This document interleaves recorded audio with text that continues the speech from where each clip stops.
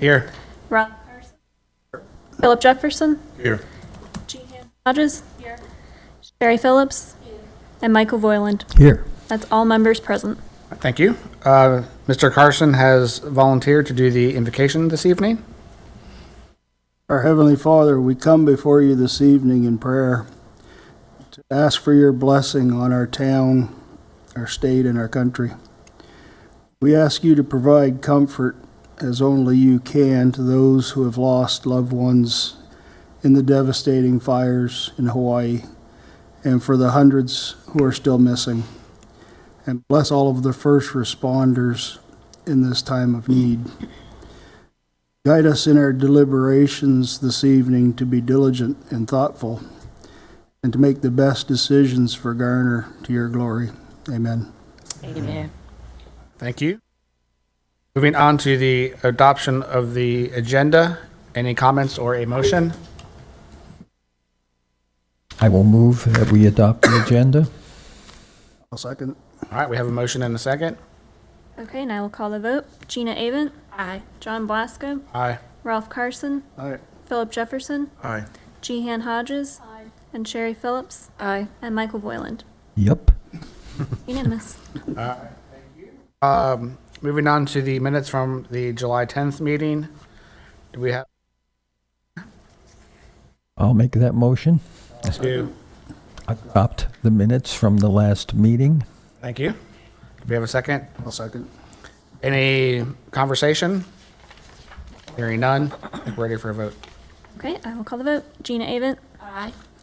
John Blasco. Aye. Ralph Carson. Aye. Philip Jefferson. Aye. Jehan Hodges. Aye. Sherry Phillips. Aye. Michael Voiland. Yes, I do. Unanimous. All right, thank you much. Moving on to old and new business. We have our favorite friend on the agenda tonight, the Garner Forward Comprehensive Plan. Referring to me.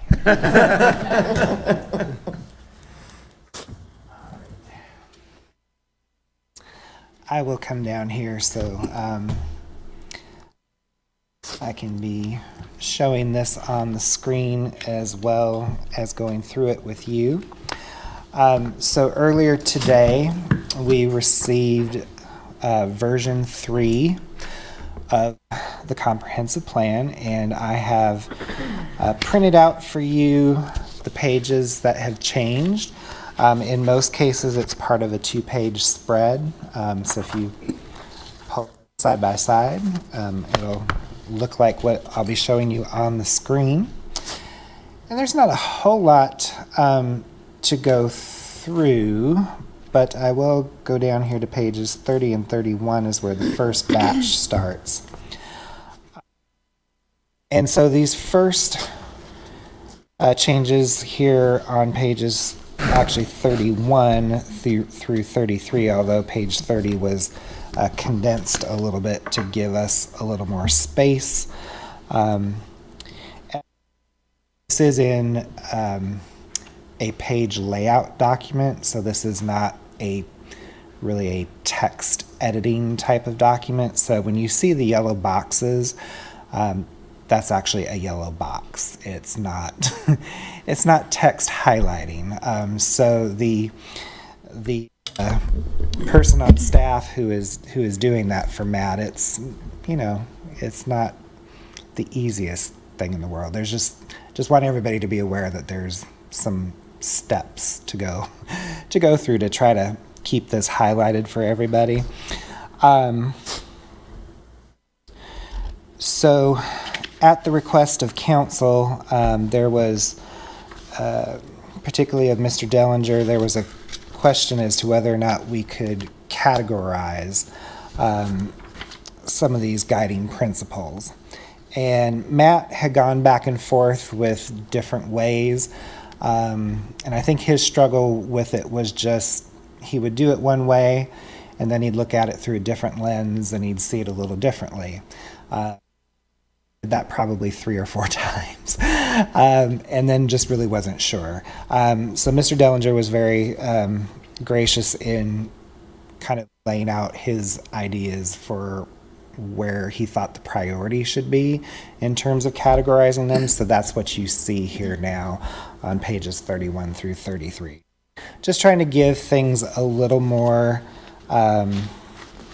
focus into, I believe, really what a lot of it boils down to is the council's vision statement and some of their categories. So just tries to give it a little more structure for how we talk about these guiding principles and how they fit back to the vision statements. Then we'll move forward to pages 36, 37, and 38. So this is a page and a spread and a half. So Matt did go back in and take a look at these flood protection sections and just see what he could do to beef them up a little bit. So you will see kind of a rewritten initiative number 2. So I encourage you to read through that as you can, and hopefully that will address some of the comments and desires for that. And then when you go into initiatives number 4, and I believe it's number 6 in particular, you'll see some references to vertical mixed use. So there was some additional discussion about trying to give a little bit more direction as to when vertical mixed use would be appropriate and when it really should be sought. So Matt did take a look at that and tried to give some written descriptions here in the initiatives, and then when we get a little further in the document, you'll see a little bit more specificity that kind of refers back, or in this case, I think the initiatives really will refer forward to the charts that follow. So on those 3 pages, again, it's really about beefing up the floodplain protection sections and then providing some guidance on vertical mixed use. So speaking of looking forward to that vertical mixed use, that then takes us to page 64, where we do have that intensity matrix or metrics. So here in the second column, again, this refers to the development intensity map here, which is just a few pages prior. So again, it's kind of part of that future land use map where you're looking at, okay, how tall are we going to go? Again, the prevailing development pattern, we decided on that wording to keep it consistent with the column next door, which is prevailing building heights. So again, it's not insisting that every building be like this, but it should be the predominant focus or a prominent feature of. So one of the comments was this used to be 1 to 5 stories for level 4A. And I said, okay, well, when we get down to level 4B, we already had 6 to 10 and then 11 to 20 for level 4C. We said, obviously not every building is going to be that tall. But again, if that's where we're going to have those types of buildings, this is where they should be. There should at least be something that is very prominent and fulfills that goal. So Matt agreed that making 4A read as 3 to 5 instead of 1 to 5, that was so broad. Again, just trying to say, hey, the target here is really to hit something significant that's in that 3 to 5 story category. Not everything's got to be that, but it should still be a very prominently featured characteristic of that area. So similarly with the mix of uses, you'll see in 4A, he's advocating there that the mix of uses can be both horizontal or vertical. There's really no preference to either one in those cases, but either would be acceptable. But then when you get to level 4B and level 4C changes of intensity, then we do want to see, again, the vertical. Not that you can't have horizontal, but there needs to be something in that area that is truly vertically stacked units. So that ties the two preceding parts together. And then you're going to get a lead in here in this matrix also to the enclosure that we talked about last time. That feeling of enclosure when you're in a public space, such as a street or even a courtyard type of situation. And if you'll remember, we talked about having kind of a tiered structure to that when you're in a nice suburban residential neighborhood, you expect things to be a little further apart. You don't want to feel so, enclosed. But when you get to these mixed-use centers where you're going to have taller buildings, you don't want to have them still 500 feet apart. You want to bring that in a little closer. So he took that to heart, and so you'll see we have all the way ranging from a 4-to-1, so 4 times the horizontal to 1 unit vertical, all the way up to 1-to-1. But that 1-to-1 can be expressed in a couple of different ways when we get into these mixed-use centers. And thankfully, he was able to add a spotlight kind of section to the plan. And so I'm going to skip over the next 2 pages at 66 and just skip forward to 110 and 111.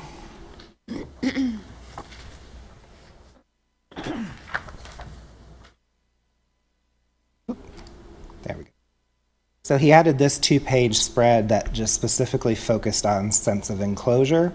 And so 2 of those graphics I think may be consistent with what the pictures from before, but then you have this added page of sketches on the right-hand side on page 111.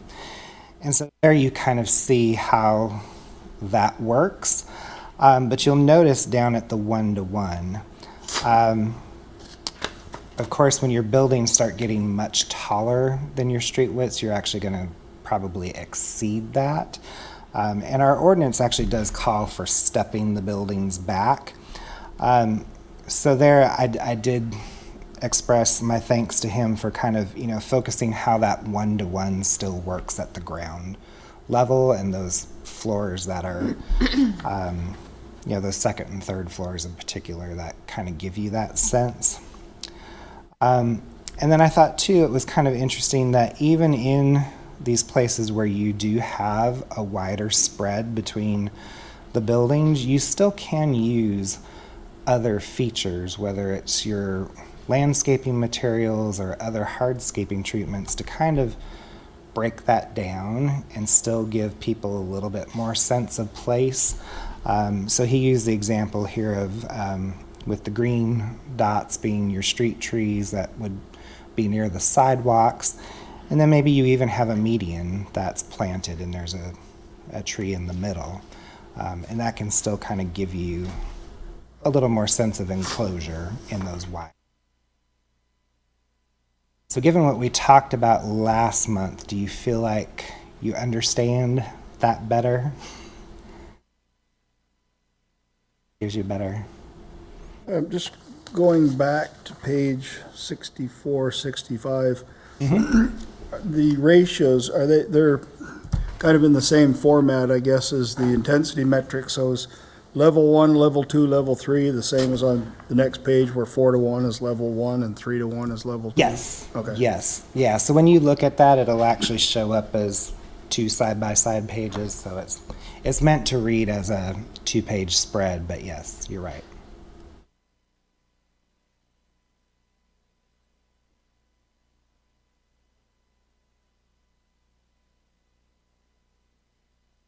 Right. Going back to pages 66 and 67, we did catch an oversight again at council. We had added this in the live work units back in one of the matrices. But then we were noticing, Mr. Dellinger particularly noted the stacked multifamily in employment centers. We didn't copy it, make that same change to this table. And so then when we looked at it, Matt and I also agreed then that a live work unit should also be added. And so your live work units are, again, you don't see them too often, but you'll have a potential little, I'll just use a florist as an example. I have a florist shop on the ground floor, but then you live above it. A little more common. And you can see some pockets. I know there's at least one development down in Fuquay that has a few of these. So that potentially gets some vertical mixed use, but in a smaller building, a smaller setting.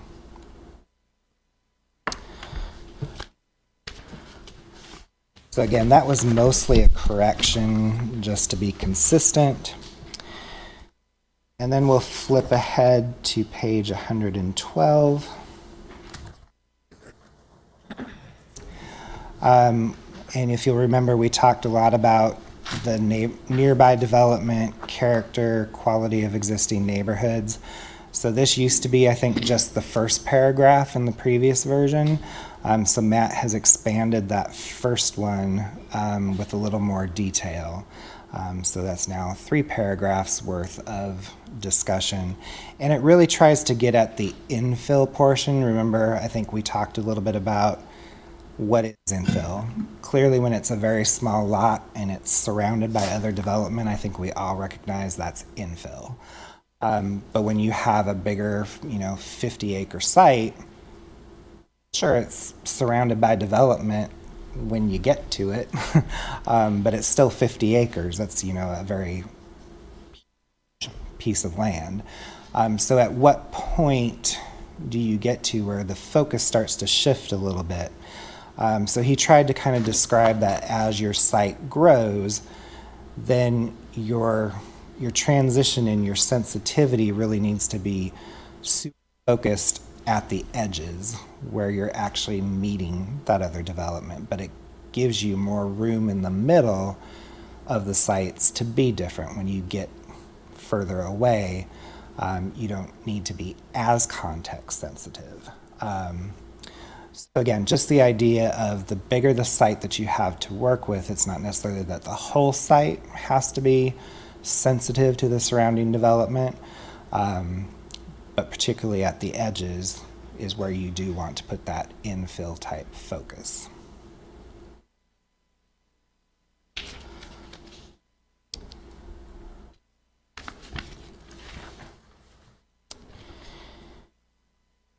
And then if we jump ahead to page 122, I did ask him, this just kind of struck me on one of my final reviews, was just that we had these nice descriptions of A through H, and I think this kind of came to light when we were talking about it last month. Of a lot of talk about transition, but I'm looking at the graphics and I'm not seeing a whole lot of variation. And this seemed like a very simple one to, hey, we've got items A through H listed below. Can we call them out in the graphic to really draw the reader's eye to, you might not notice that there's a very specific a natural courtyard or a improved courtyard, and that's how you get some of that transition from use to use. So that I found was pretty helpful too, to kind of help dig in, because that is, a lot of that is very fine, a fine scale. I'm sure that we will be getting a standalone version of this graphic that we can probably blow up and put on a 24 by 36 poster board if we want to, but at this scale, 11 by 17 spread, I think that helps to draw the reader's eye exactly to what we're talking about. And then just to come back around one more time to the floodplain issue that we were discussing, Again, he did just put a brief statement or two in here to kind of reflect back to that, since this was a specific objective or goal that was really tied to that, to make sure that he was bringing that back to the changes and explanation that he had put at the very beginning of the document. So that, in a nutshell, is the changes that came out of from your meeting last month and your endorsement, and then the subsequent meeting with council. And so again, what you will see on the website, and for the benefit of anybody who may be watching, this is version 3. It is posted on GarnerForward.com. And yellow highlighting is a cumulative list of edits and changes since the first public draft went out. But all of the versions are actually on the website, so people can put them side by side to also do comparisons. But no further action from y'all tonight. Hopefully y'all are pleased with the edits between the last meeting. I've got a question, going back to page 112, on the right half of the page, the last sentence, talking about the equitable distribution of benefits associated with the development application.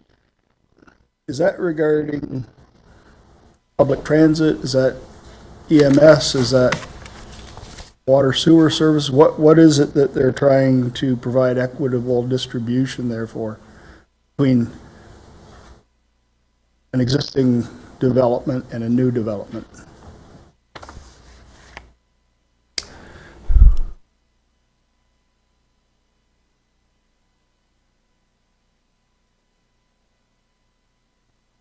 That's a good question. I believe that it's really specifically focused on the issues of the gentrification and displacement, and any community that is kind of a lower economic status, to make sure that the changes that are coming in, to try to make sure that you're not, again, totally displacing those folks and not really just gentrifying the area, trying that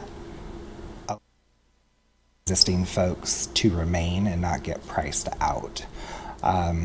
So he wanted to have something in there about that. There's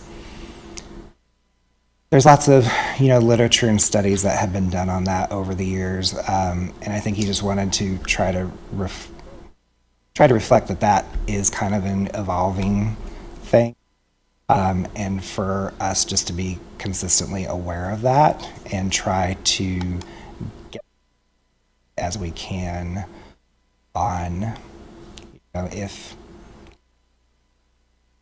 undoubtedly new housing is probably going to be higher value than what's there, can offset that maybe with some other things, whether it's transit service for that area, or maybe the siting of some kind of public improvement that would benefit everybody and maybe take some cost pressures off of the existing neighborhood. I guess I would just, if you have a new development, new dollars, new buildings, new influx of money, that rising tide is going to float adjacent properties. Therefore, your tax base is going to increase. So that may happen because people got to move because they can't afford the taxes anymore. Yeah. But I was thinking it had more to do with the town-provided services as opposed to trying to alleviate some of that cost. Right. Well, and so that's why I think, we don't think of transit as a town-provided service, but it is, we do provide it through, another agency. So yeah, I think anything that really I don't think we're far off. We might have just been talking about it a little bit different. Yeah. No, I just wanted to clarify kind of if I Yeah. was thinking the right thing here. No, so. I think so. I think so. I think the hope is that when a new development is placed near an existing neighborhood, that it does not cause people to have to leave because their taxes go up. That hopefully whatever infrastructure is embedded is part of the development that's not included into more taxes because there's more infrastructure needed. And that's something that an existing neighborhood can't control. And it's, in most ways, it's not fair, because that infrastructure and that changes a lot of things, especially when you have neighborhoods that do need public transit to get to work in downtown areas. And then when they have to move further out because they can't afford the taxes, they can't get to their work because clearly we don't have public transit that goes further out to get people to and from work in a reasonable time frame. So I think I'm thankful that that's stated. I think we have to be very. I don't think it's about being cautious. I think it has to be very clear what's important to our town. It's our existing residents and it's our new residents that are moving in.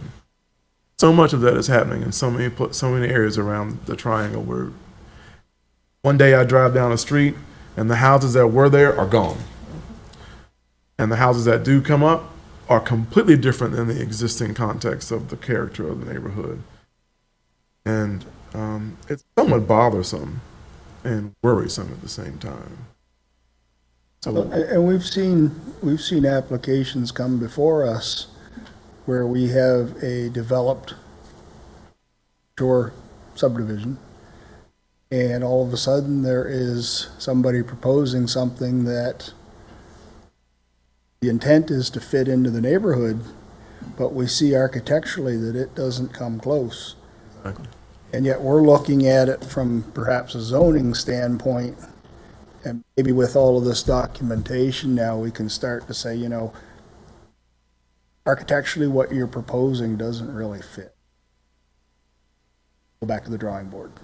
Yeah. Because you have some beautiful areas, and all of a sudden they want to come in, something that, it's clear cut, here's our little townhomes, or here's our condos, and it just doesn't fit the character, doesn't fit the density. It may meet all the zoning requirements, but I think this may give us some ammunition now through character to maybe consider some of these.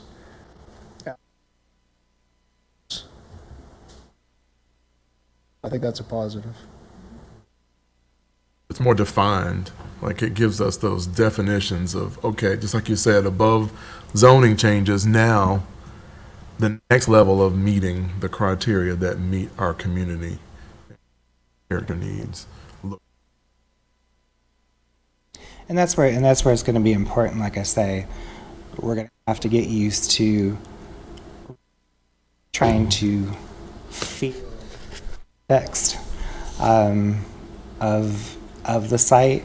And again, like I say, you do get though to certain points where if you have 100 acres, asking that whole 100 acres to be just like what's around it on all sides is different than 5 acres. So yeah, that's something we're going to have to just get our heads around and work our way through that. Is it feasible for your staff to request architectural concept drawings with applications so that when it comes before us, we're not just simply looking at a plan view of a street with some trees and sidewalk, we can actually see what is being proposed? I mean, is that? We can. Where you get into particularly the single family detached and the townhomes, though, it has to be a good relationship established between us as staff and the applicant. because there's just certain state protections or state legislation that doesn't let us dictate some of that. So it has to be a very good faith kind of discussion, and usually when it is, and usually we're able to get some stuff. So eventually you do tend to see it in zoning documents as part of the conditions. On subdivisions and townhomes, we tend to focus on the written conditions, just because a lot of times you might have a price point and product line picked out, but then that may change. So we try to stick with the written conditions that are supposed to be reflective of that. But we have found that a few of them have said, well, we can give you this, but then we're also going to give you this because see the market may be moving in that direction, but so far we feel okay that this is the product line we want to hit, but let's have this as a backup. So they'll show us both. One project that I know of off of Ackerman and Ridgemore, they actually provided, I think, 4 different product lines, and sometimes I think that tends to get a little confusing for folks. They're like, okay, because then you kind of get to the point of saying, well, you kind of open the door to the discussion of, well, what are we going to get? Well, it's, and again, we have to be mindful that we can't dictate, but if we talk to them in a positive way, we can usually get things kind of agreed to and shown to us. But there does have to be then some realization that, okay, we might get this and we might get this. Have to be comfortable with both. The other tricky thing is, in some cases, not all cases, but in some, the land not have the building developer chosen yet. So that product line may be completely unknown at the point of at the application. I mean, like I said, it's not always, but it does happen. So A good example of that, if you were here for it, was the downtown townhomes on Pearl Street in Parker, which again, we didn't have elevations, but we actually ended up taking that one a lot further than I thought maybe we might have at the very beginning, because in that one we actually got into a color palette, and I'm normally not someone who advocates getting involved in the color parts of things, but that was one of those cases where we wanted to make sure that there was something vibrant, not anything too modern, too dull. So we did actually insist on a color palette for whoever the builder was going to be. That ends up being dictated for the landowner, whatever developer they end up choosing, that they have to still stick and meet those guidelines. Right. And even in that case, we did give them an out just because their color palette came from a specific fiber cement siding company. And if they wanted to use another fiber cement siding company, they might not have that same color palette. So we do always kind of give them the option that for something like that, usually just to say, hey, we as staff need to look at that color palette and make sure that it's close enough and has the same characteristics to be approved.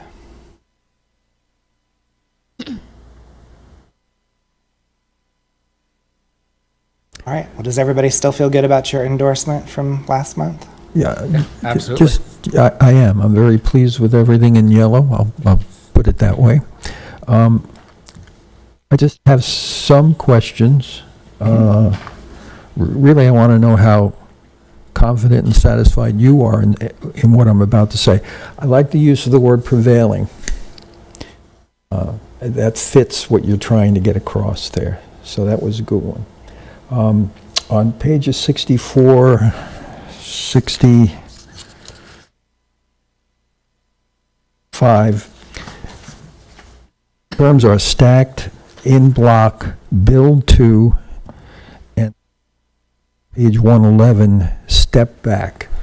Are you satisfied that the general public, not a developer, not a planner, will know what you're talking about? Use those terms. I'm thinking about presentation of this and readability and understandability. Are you confident? I feel like most folks know what setback is. Setback, most folks do, Yeah. but these are slightly different terms, so I'm just wondering. Build to is kind of the opposite of that. But admittedly, something that most folks are probably not going to be as familiar with. But instead of setting back from the property line, you're actually encouraging them to build to either the property line or a specific distance from the property line. So this is good. I can at least say this at least Okay, now for the recording. And with building step back, it's not Yes. hyphenated. I'm just wondering whether you'll get the idea across. Yeah, so step back, if I so that actually is in our ordinance Okay. currently. So that should have a definition in Okay. there. Okay. But again, that's just generally referring to as the building gets taller, upper floors need to step back. You're not Yep.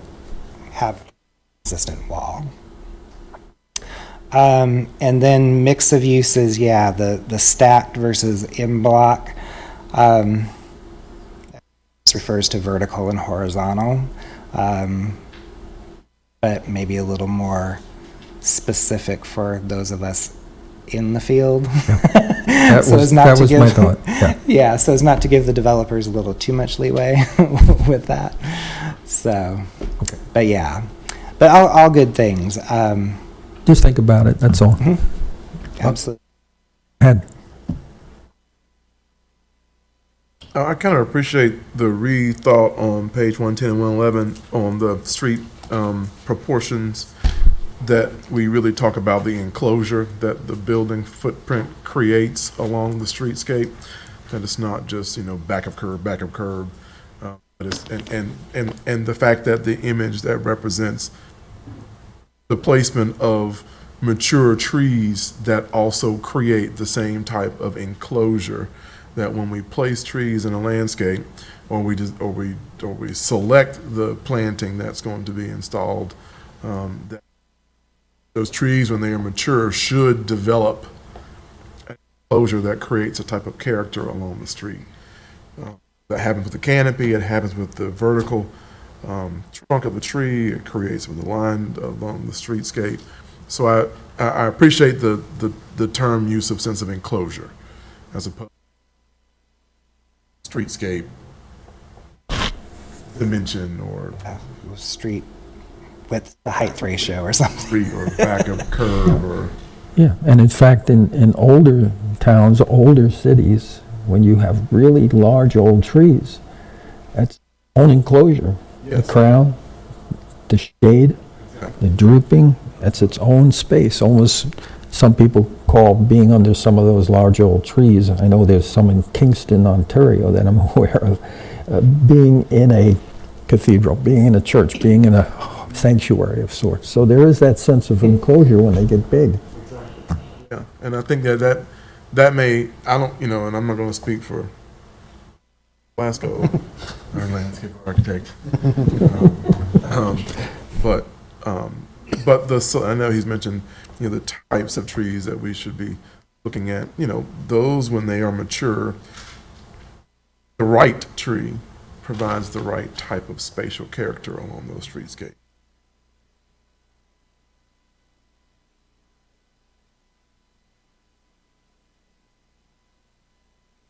All right, Jeff, so what are next steps? Next steps are just to continue, hopefully, here for this last month. I'm really trying to push to see if we can get council comfortable to hopefully adopt this at their second meeting in September, which will be September 19th.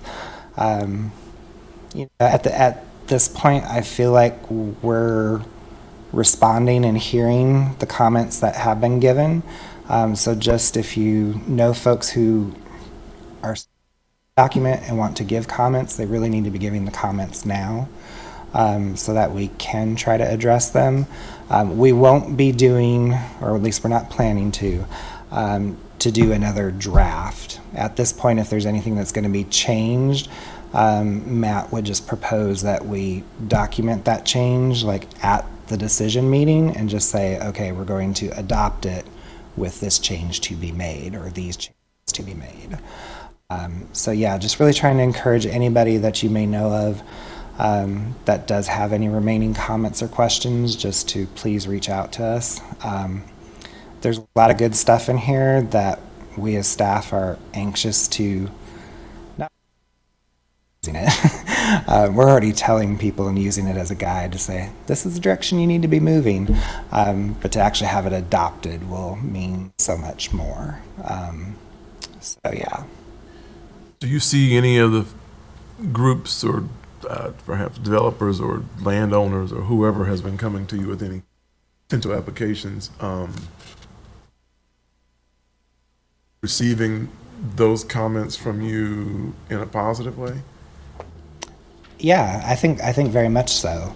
I think it's actually helping them, because I think for the last few years there's been a feeling of, well, we've got this document and this plan, but what you're telling me is something different. So which way am I supposed to go? Now that they at least see the draft and they know the history of this draft and how we've gotten to where we've gotten, they're responding to it positively. And when we're giving comments too, we've actually got better graphics to refer them to. It's not just us trying to explain it to them in so many words, but we actually have the pictures now to show them. And would you feel the same way, Ashley? Yeah, I think so. I think in our pre-app meetings, they really appreciate that we have some precedent to show them and a good starting point, that it's comments after they've already turned something in. It's that from the very beginning we can do this for them. Yeah, because there for a while, a planning commission meeting or we go to a town council meeting, we might glean a particular little piece of information that would be good, but for a while, submission, and we'd be like, okay, we felt like we had everything covered before, but in the last couple months we've kind of sensed this. And it takes a while for these projects to get through the review process, and there for a while I felt like we were coming back to them with each round of review with kind of a new twist. And that can be very frustrating, as you can imagine. It's like, they feel like they've zeroed in on what we've been telling them, and oh, now there's something else. So that was a little bit of a tough period to get through. But ever since we started getting a good draft of this put together, it has helped a lot. I'm also looking forward to whatever our review method of the after assessing whether our new development or work that's been installed in site, new communities, is actually meeting what Right. it to be. And that's going to take time. Yeah. And everybody needs to just be conscious of the stuff that's coming up out of the ground now. Some of the stuff that's not quite yet coming up out of the ground, still, under old things. I mean, we have 2 subdivisions that honestly are just getting started that were approved 4 years ago, if not more. So yeah, it's not going to be instantaneous. You're still going to see stuff popping up that was under the old rules and the old guidelines given, where we have been able to. We've tried to work with folks to approve things as they've gone from their approved plans into the construction drawings and what have you. But those changes tend to be very small and not very disruptive to to the overall process. So yeah, it will be time. I started in long-range planning. Current planning was really not something that originally I wanted to really be involved in, because it's tough. It's the tougher side of planning for sure, and you require to approach it in 2 ways. But I learned early on with the long-range stuff, if you're not going to be around in 10 to 15 years, you're never going to know. You are going to be around in 10 to 15 years. That's it. I had to be in Nightdale that long before I was like, wow. And I purposely, back then, my job was primarily just long range. So I wasn't going out in the field doing the inspections. I wasn't seeing everything every day. And I purposely waited chunks of time to really drive through town and look at what was going on. When I did, because I wasn't seeing it every day, it actually popped out at me. I was like, okay, I can see now how things happen. That's great. So yeah, you gotta put on a different lens and a different kind of approach to it. I know we've only got 3 staff here tonight, but I wanted to say thank you for all of the staff for working to put this all together and incorporating everybody's visions and thoughts, commission, public, council, even within the staff.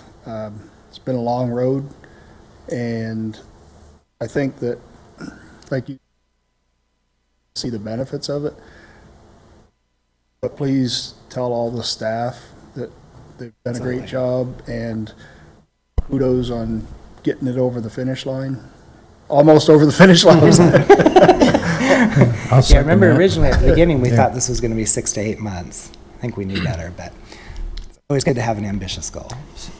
One last question. Speaking of range, long range, the previous plan was 2018, correct? And this is 2023. Are they always 5 years? When the pace of development is as good and healthy as it is right now, I would say every 5 years is about right. When you're not growing so fast, probably every 10 to 15 years is Okay. you can do. But yeah, and some of it also depends too on how much your leadership changes. If leadership changes, or there's some other big shift that doesn't really result in more people per se, but there's but yeah, I would say every 5 years is about right.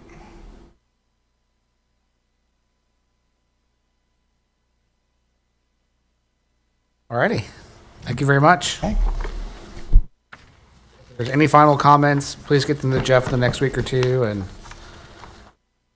feel good about this. So moving on, next on the agenda, the Garner pedestrian plan. You're getting all of your long-range planning here in one night.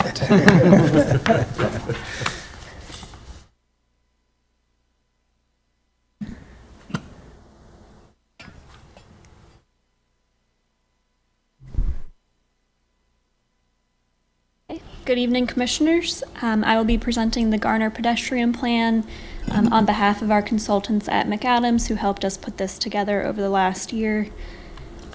So there's quite a bit of information to cover here tonight, but the way this presentation is set up is that we will do a project overview and go over the schedule, give you a brief tour of the various chapters of the plan, and then go over some next steps and answer questions.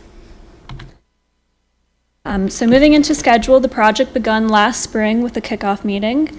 At that meeting, the consultant and staff at the time established a steering committee. That steering committee was critical in helping guide the project through the entire process. So I think there were a total of 4 steering committee meetings that guided the document. They also initially started developing a vision and some goals for the project. And then last spring, a community survey was launched, which was helpful in taking the project along. During that same time, they also went into some existing conditions and inventory and analysis. So that was data collection of geographic data, demographic data, and site and field visits. And then there are also various stakeholder meetings with inter-Garner department staff, as well as Wake County Safe Routes to School, interjurisdictional partners in the surrounding area. And then finally, they moved into site plan recommendations and implementations. So going into the plan tour, we begin with the cover and the introduction. So the overview section explains that the project was a result of a grant from the North Carolina Division of Transportation Integrated Mobility Division, and that having this comprehensive pedestrian plan will allow the town to apply for other grants and funding opportunities for pedestrian projects in the future. This project also outlines the vision and goals, which were established with the help of that steering committee. The vision statement is written here that the town of Garner is a livable community with a comprehensive network of sidewalks, greenways, and other pedestrian facilities where residents and visitors of all ages and abilities can safely and conveniently walk to and from their destinations. You can also see the goals that were outlined by the steering committee of mobility, connectivity, safety, equity, and quality of life. So the plan goes into detail about each of those goals. In the introduction, we also get some demographic information to provide a baseline of the population and the town of Garner. And then a summary of some of the benefits of investing in pedestrian infrastructure, including environmental, safety, transportation, equity, health, and economy. So each of these sections gets called out and explained each of their benefits. Moving into our existing conditions chapter, the consultants analyzed the existing pedestrian network in Garner, which consists of sidewalks and greenways. They also looked at that as how it relates to other facilities, including transit facilities on the right. These include existing Go Raleigh and Go Triangle bus routes. And then they looked at previously planned pedestrian infrastructure from previous planning efforts, as well as planned future transit facilities, including the Southern BRT corridor and the commuter rail that is proposed to go from Johnston County up to Durham.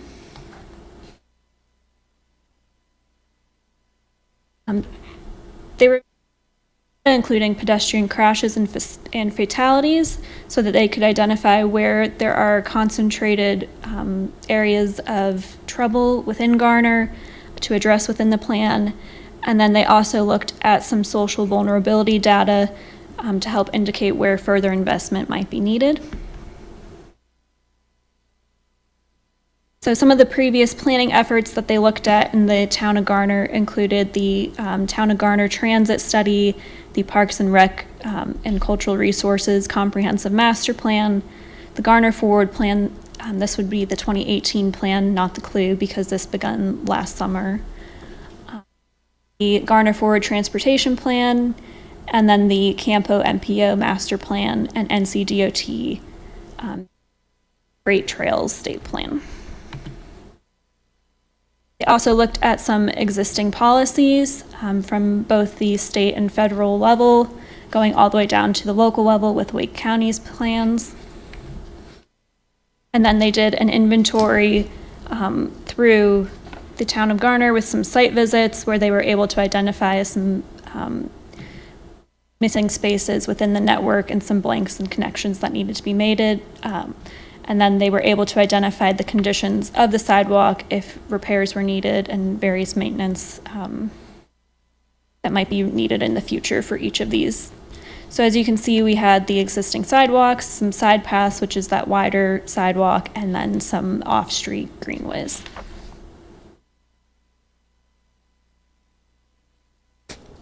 And this is some more of the existing conditions, ultimately leading to their network. So the next chapter was the community engagement chapter. And as I mentioned, this was a very important part of the process. The steering committee consisted of 15 members, including members of the town council, advisory boards, town staff, staff members from Capital Area, MPO, Wake County, and NC.DOT. The steering committee met 4 times, and they helped to guide us through the process to provide feedback on the survey and other prioritization criteria that were used to establish the network. And the community survey was open from May 25th, 2022 to July 5th, 2022, and there were 715 survey participants and almost 1,000 comments. So these are some of the maps that resulted from the survey. Respondents were asked to identify locations where they might see pedestrian infrastructure improved or where their top 5 priority projects would be located. And so each of these little dots on the screen is where respondents want to see some more investment. The plan was also brought to the Garner Night Market in September of last year, where the consultants and staff at the time talked to community members and residents and visitors and asked them to place dots on the map on the left-hand side of the screen of their preferred priority projects. So you can see that the majority of dots are mostly along US 70, Benson Road, Buffalo Road, Grovemont Road, Timber Drive, and White Oak Road on that map.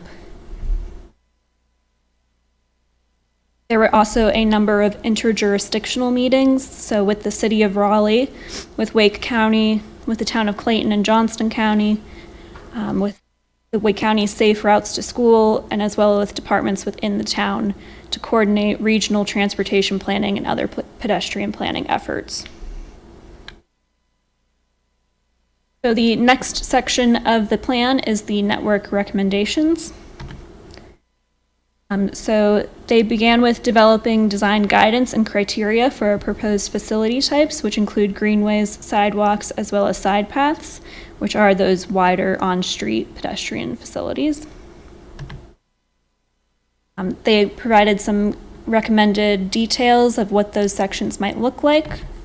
So here are some examples of the side path and the sidewalk, as well as some intersection treatments and crossings showing mid-block crossing here.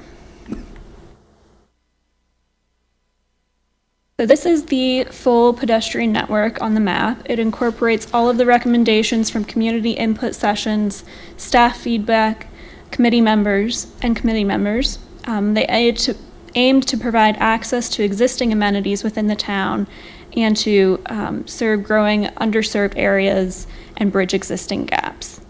The consultant was not hired to look at the Greenway corridor specifically. However, they did make some refinements on the network that was proposed with the Parks and Recreation Plan a few years ago, just choosing which parcels might fit more closely to where that alignment would work in the ground. So in total, there are 137 recommended projects incorporated into this map, distributed through all parts of town. So they also worked with staff and steering committee to develop a set of 10 prioritization criteria.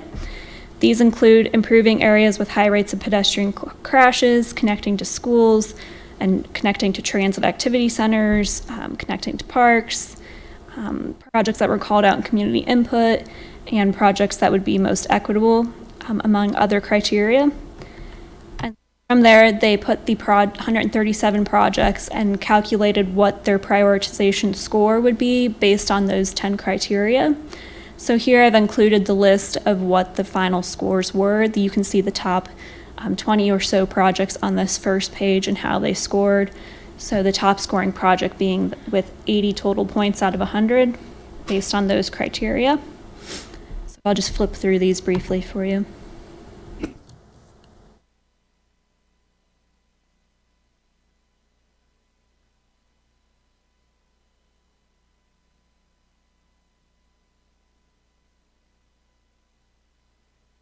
As you can see, there's a broad range in already established areas of town as well as in newly developing areas.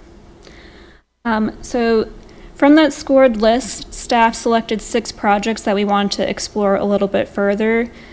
These projects were projects that staff felt had unique challenges and considerations that might require further study for projects to be established. And so we're calling these project evaluations. So these are 6 projects we chose, but they're not the top 6 priority projects that what might be built out. It's more information that we wanted to get from the consultant. So those are the US 401 side path, the NC 50 sidewalk, Lakeside Drive sidewalk, East Garner Road side path, Purser Drive and Rupert Road sidewalks, and NC 50 side path. This is an example of what that project evaluation would look like. So there are some existing conditions, typical sections, proposed facilities such as a mid-block crossing. We also get the location, the total length of the facility, intersection treatments, implementation partners, and then a high-level planning cost estimate, and then why the project scored where it did on the prioritization rankings. So they provided also additional design considerations that staff would be able to research further if they were to pursue a project in this area.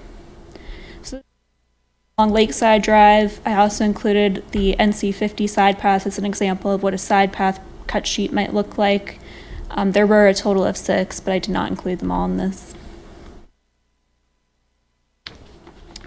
And we have the policy, program, and recommendations.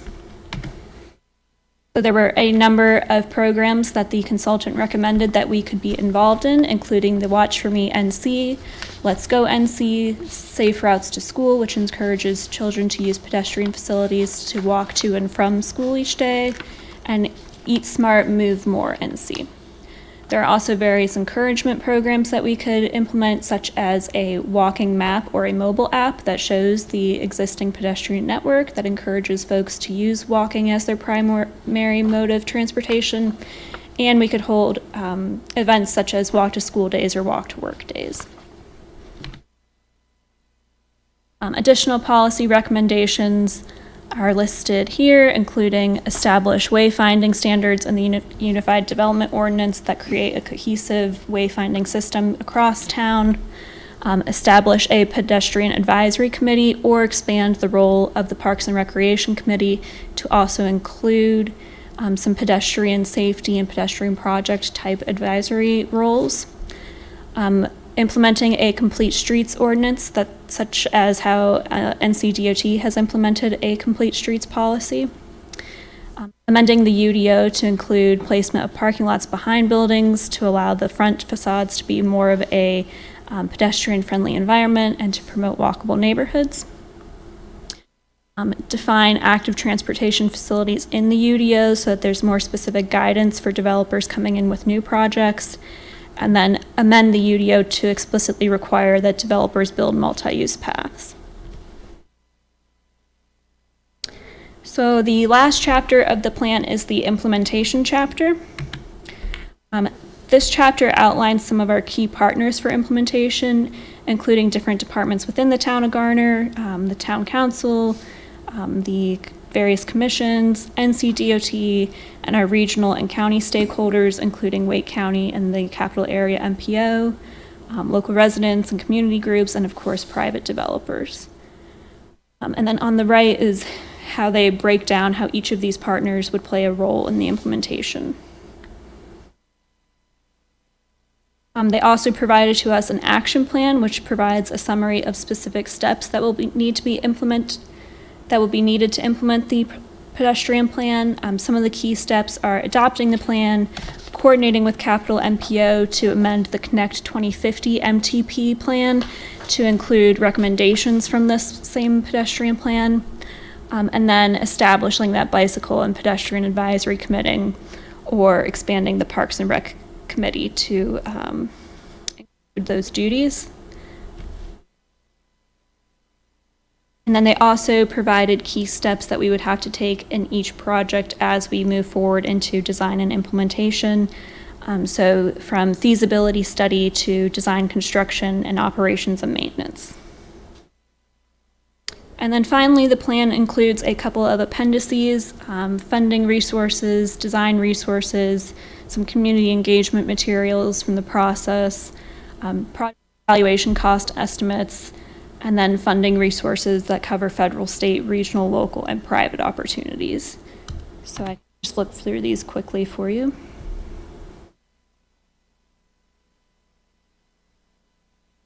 And this was the tool that was used to create those planning level cost estimates for the cut sheets for the 6 projects we chose.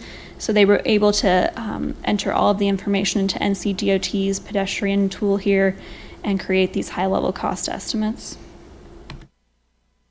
And I've included the contact information for the consultant. Although they're not able to be here tonight, they would be happy to answer any additional questions you might have about process or the plan. So both of their emails are there as well. That's all I have for you. All right, thank you very much. I appreciate it. I do have a couple questions. I'm sure others here may have some questions as well. Apologize, I've not read through the document yet. It was a lot for the weekend, so A long document. I do plan on diving into it a little bit more in depth. But those 137 projects, are those, putting priority aside, are those town projects or projects that the town may take on, or are there some in there that may be applicable to a developer taking on if that situation were to arise? Yeah, it's a combination of all. So there are some that would be led by the developer should they propose a project on a parcel that goes through one of these projects. That would be on the developer side. So the ones that we chose for the cut sheets are ones that we thought would be more town-led projects where we don't see a lot of development or where there's too many constraints with interjurisdictional coordination. So that's why we chose more information for those, is because we figured those would be town-led projects. Gotcha. I tend to try to tell folks to think of that as the laundry list. And even though there's scoring attached to them, the scoring doesn't take into account the purpose that any funding pot of money might have in mind. So I think there was initially some shock at some of the projects that did score really well. But if you think about it in terms of the criteria that were established, you're going to expect the bigger projects on the major roads to score better because they're going to have more opportunities to have more benefits. But at the same time, those might not be the projects that the town bond program is set up for. So what I do think the prioritization does provide is that once you identify a funding source and what the purpose of that funding source is, it does allow you, I think, to go back to the list and then, okay, cross that one off because that doesn't fit what we're trying to accomplish.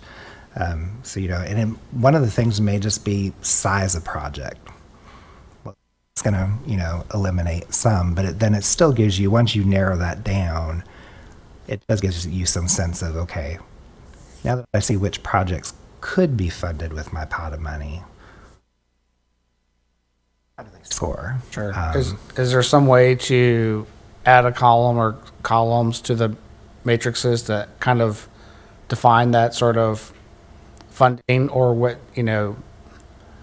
this project is likely to be funded by a town bond project. This project is to be funded through a major DOT initiative, or what? Is there some way to kind of categorize?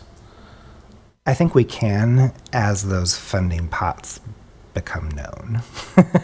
And some of them we do, and some of them we do know. Like I'm thinking, there's some that are obviously just little, sidewalk gap fillers, Right. versus the side path on NC 50, two completely different ends of the spectrum. And is there a way to sort of, just even at a high level, maybe it's 2 or 3 different, big dollar, small dollar, medium, I don't know. Is there just a way to? And that's definitely something that we can do as staff afterwards, I think. Yep. Thinking about ADA and the current or more current AASHTO standards, I'm seeing a lot of municipalities go around replacing ADA curb ramps. Is that addressed in any fashion in this report in terms of bringing those up to current standards, or? There are some recommended details. They're not super, but they are recommended to bring to current AASHTO standards. So It's not like a civil engineer drawing of what the detail might Sure. be, but it is a high level sketch of what they picture that facility to look like. Yeah, I wonder if that could be a project or a series of projects of just bringing, maybe an inventory of those ramps is outside of this project, but maybe that's a paragraph or a page that says, a recommendation might be that we, replace And we ones that are prob- out of compliance. And Yeah, we probably have some of that data because the town, at least even since I've been here, has been doing some of that work Okay. periodically. My guess is that we just need to pull it into our GIS system, but I have a feeling that some of that data is probably already there. One thing that's kind of along the lines of that comment is I've seen in my own neighborhood, and I think I've seen it in other neighborhoods too, where things change as the neighborhood was developing, and you have curb ramps that lead to nowhere, and then don't make either ramps that don't make sense or ones where there should be a ramp. Is there a way to address those sort of corrections? Because those are pretty big things where you're sending someone to a curb and not to a ramp. And A lot of that's just going to be inventorying over time, I think, and using some of the systems maybe that we have to do a concerted push, whether it's the Garner Info app or something Okay. else, where we do a big push to say, "Hey, help us crowdsource." Yeah, 'cause it's a lot. The information about our sidewalk ramps. I think one policy that we've already implemented in our department that's helping with this is that planning's being more involved in the review of construction drawings now.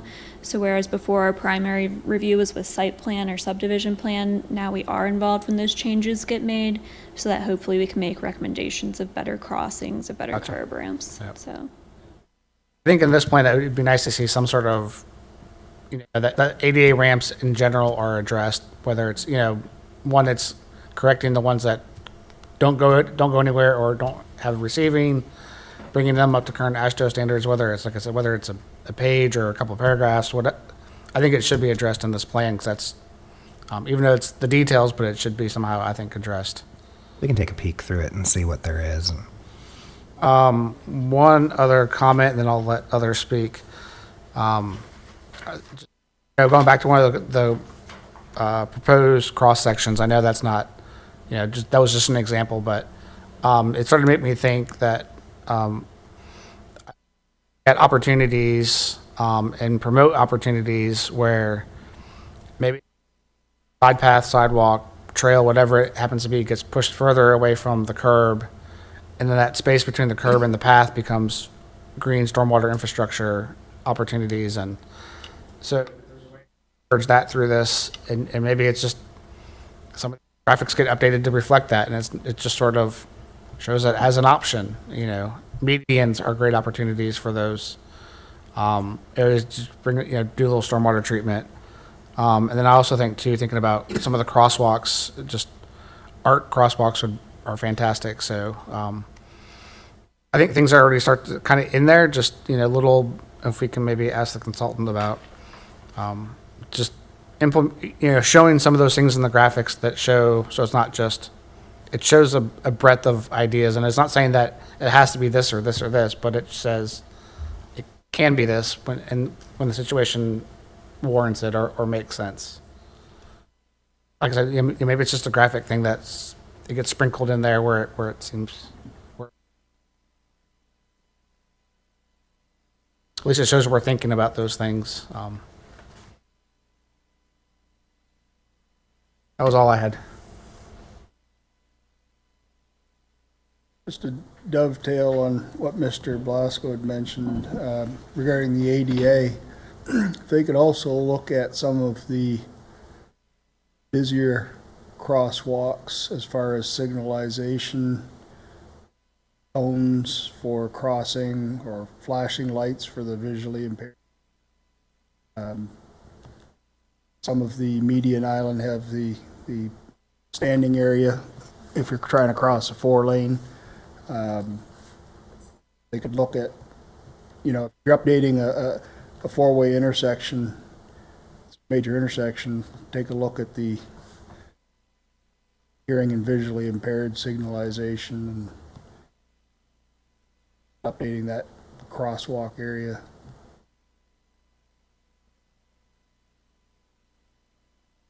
And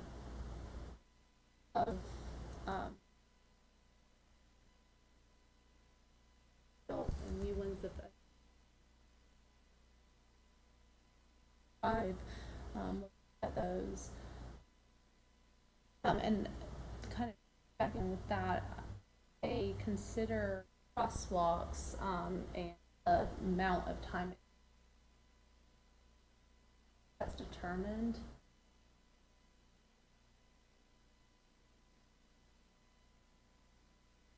I don't. I'm curious for the kind of same reasons that definitely been places where How yeah, quick. yeah, and how quick they expect cross, and so looking at the differences where there may be crosswalks, who would be using the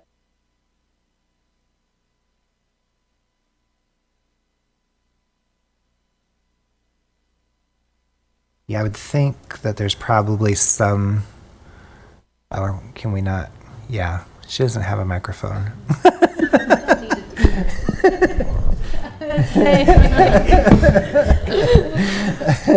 I need to repeat everything you just said. do more. No. John was just sending me a message that, yeah, a lot of that is probably coordinated through the signal division. Some of it may be related to, unfortunately, the turning movements and the time they've allocated for those. And then it's kind of, well, whatever's left. I hate to say it, but it makes me wonder if it's kind of a, well, whatever time's left or whatever time's available. So I'm thinking again back to on Avis Road with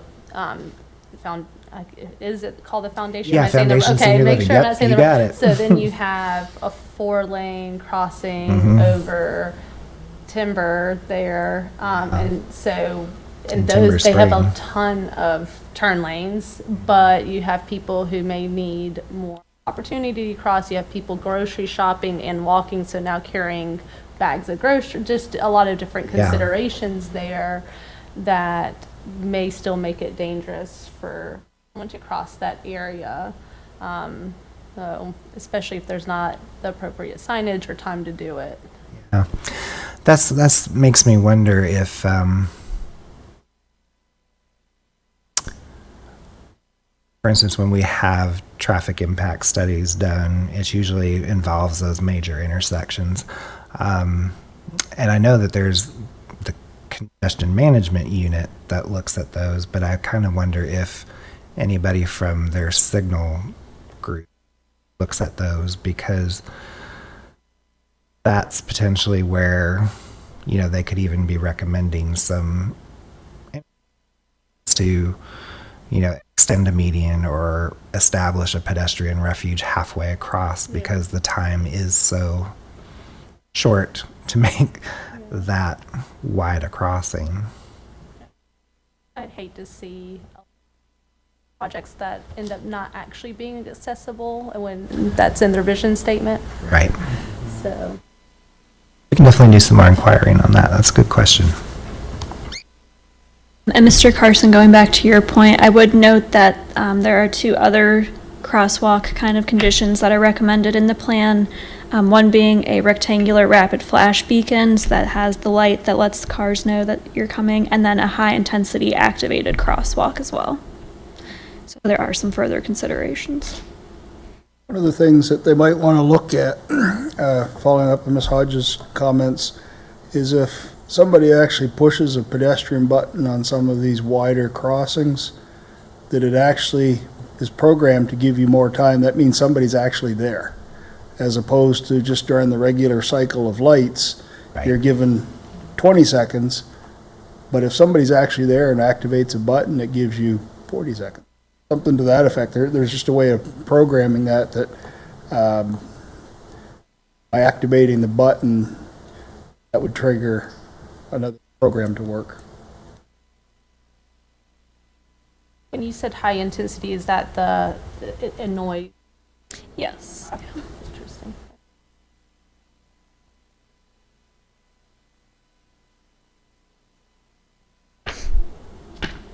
As we implement these changes, will this also be under a type of assessment review like our comprehensive plan to see how these changes have affected the community in hopefully good ways, or finding that it is working for our neighborhoods and our communities? Is that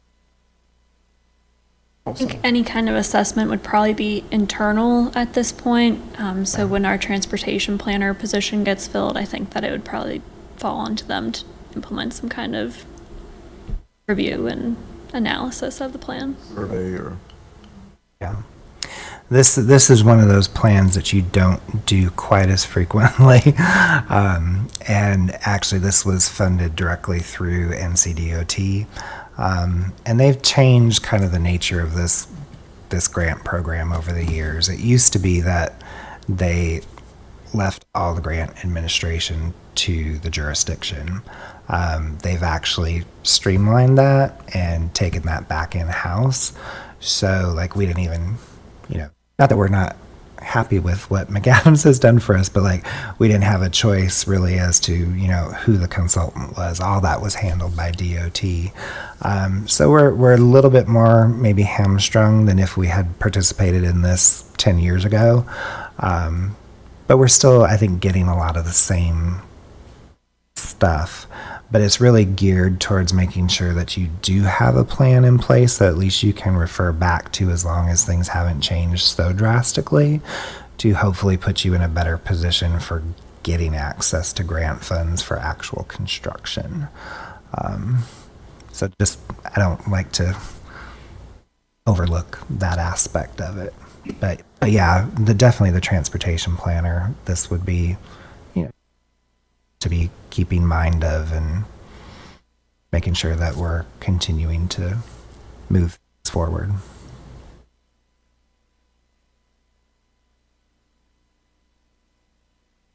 I don't think I have a whole lot at the moment until I have had a chance to read Yeah. further through. But really good overview. A lot of pages, so you kind of gave us a really good. And Ashley's picked up this project for us kind of at the 11th hour, because this was a project that Gabby started when she was here and saw through a good portion of the legwork. But then when we got into actual drafting and kind of starting to wrap things up, Ashley stepped up to the plate and tried to help us get this project To the finish line. to the finish line, yes. So what are the next steps on this one? It's been to public hearing at this point, so the next step would be your recommendation and then back to council for adoption. Well, I would assume that unless I'm misspeaking for the group, I don't think we're ready for a recommendation tonight by any means. I think we all have a lot of reading left to do, but maybe next month we can look at hopefully making either comments to make it better or a recommendation, but I think we'll need that time for sure. Adams wasn't coming to the final meeting anyhow, right? Okay. Yeah, that's not a problem. I was just making sure, because like I say, we are a little more constrained on what McAdams can and cannot do. So they've already given, for one presentation, so they've already given that. So it's up to us to carry it through the rest of the way, so that's not an issue. I will say any edits have to be approved by NCDOT, so any comments that we get would have to go. Sure. Fair enough. You said it already went to public hearing. Was there anything that came from? I think council had a desire to see some of the recommendations for some of our established neighborhoods. So the consultant did go back through and add some more language related to that.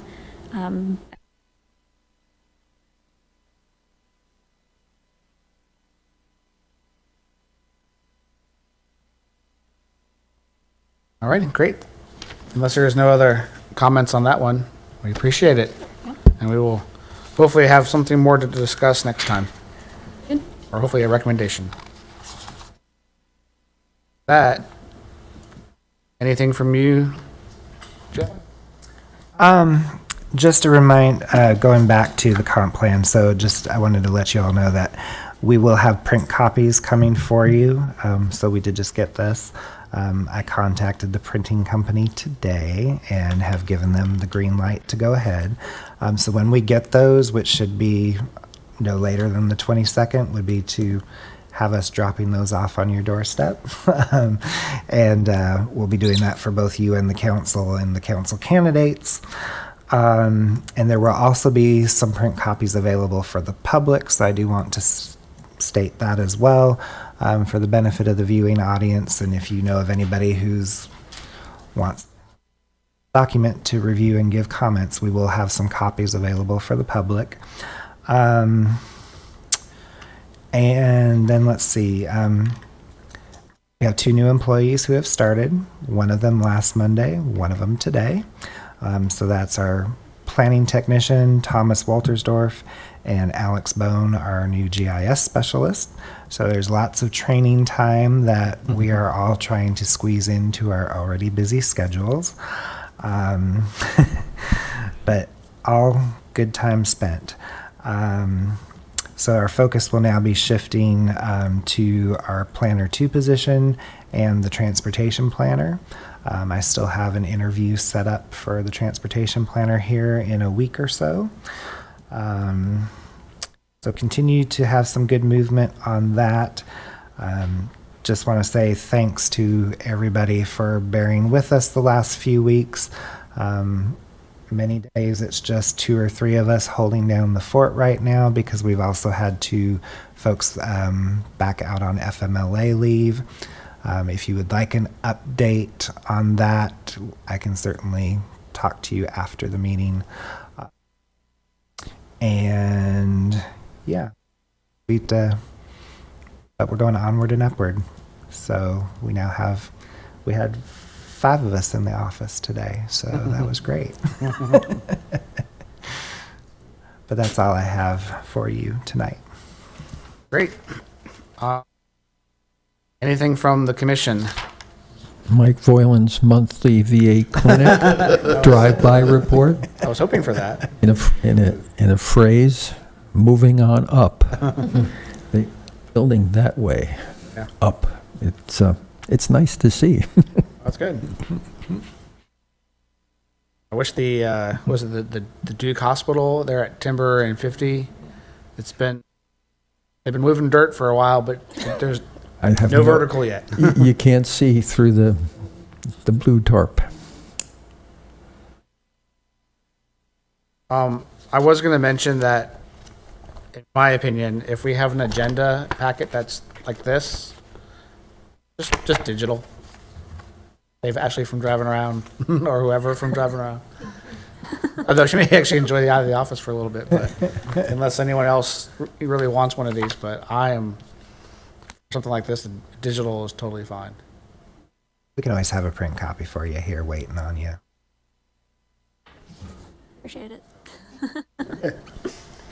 I mean, obviously, if it's more substantial with a real, some of the cases we've had in the past with the, it's nice to have, but Yeah. for something that says 3 pages, I'd take it digital.